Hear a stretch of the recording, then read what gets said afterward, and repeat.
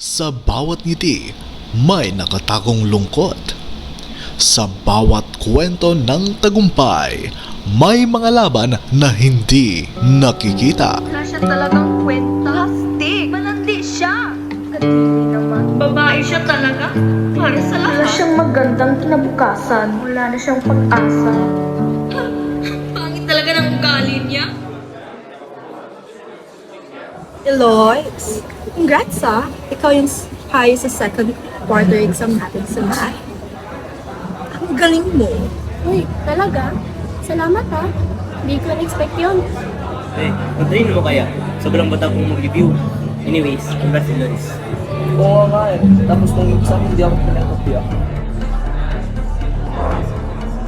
Tingnan natin kung papansin ka kanila pagkatapos mo. Guys, tignan niyo to. Ang dugyot. Dugyot nga.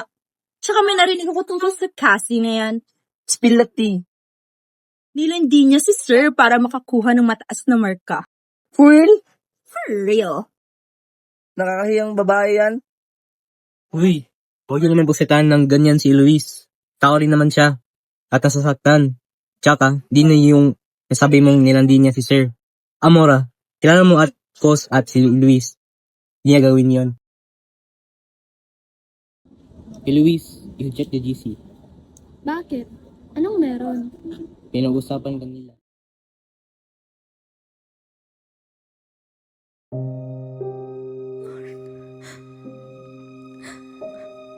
Bakit ako? Bakit nila ginawa sa akin yun?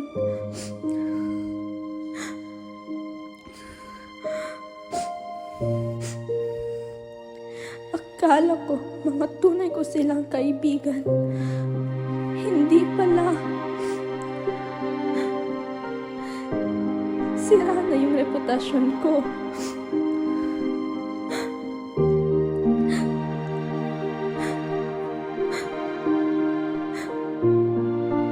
Paano nila nagawa sa akin to?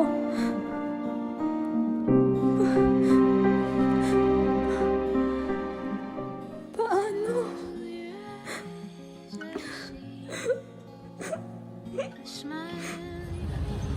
Aba. May bala ka pa palang umuwi?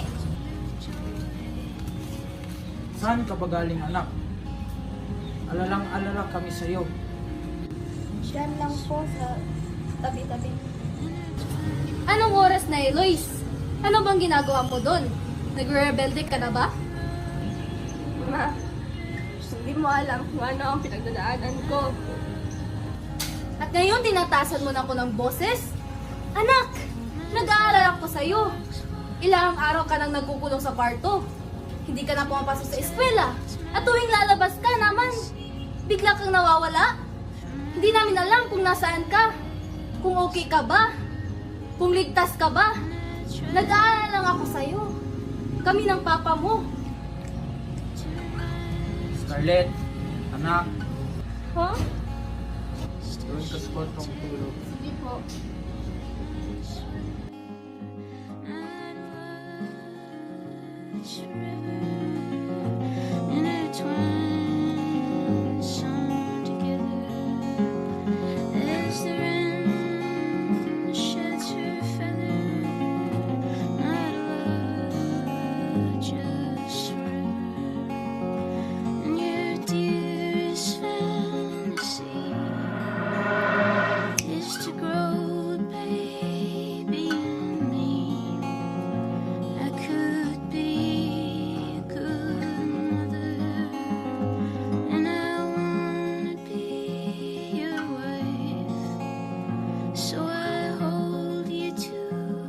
Nakaranas ka na ba ng cyberbullying o bullying mismo? Oo. Nung elementary pa ko, itawag ko og pangit, bobo, nga dili ko bilang sa mga groups. And hantod karon dalagya po na ako na. Maskin pag 15 years old na ko, tas nangyari to sa akong 7 years old. Lord God, let your Anong masasabi mo na marami pang mga kaso ang nakabinbin tungkol sa bullying? Kailangan na ito magbago para walay masakitan nga tao. It's sad that many victims still haven't receive justice, and continue to feel the big effects of bullying. While the system can be slow, this doesn't mean there's no way forward. Speaking up, seeking support, and documenting incidents are the key steps toward justice. Ano ang mensahe mo sa mga biktima ng bullying, kung mapa-online man o sa personal? Huwag kayong matakot na magsalita. Don't be afraid to speak up. Kasi if sarili na nimo ang imong problems, nagay chance nga masakitan kag maayo tapos parehas mo ni Eloise. Kung kuan na gyud, grabe na gyud ang bullying, di na gyud ninyo kaya, seek a professional. You're not alone, and no one has the right to bully you. Stand strong, seek help from family, friends, or teachers, and remember your worth comes from your character, not the bully's words or actions. Maraming salamat po.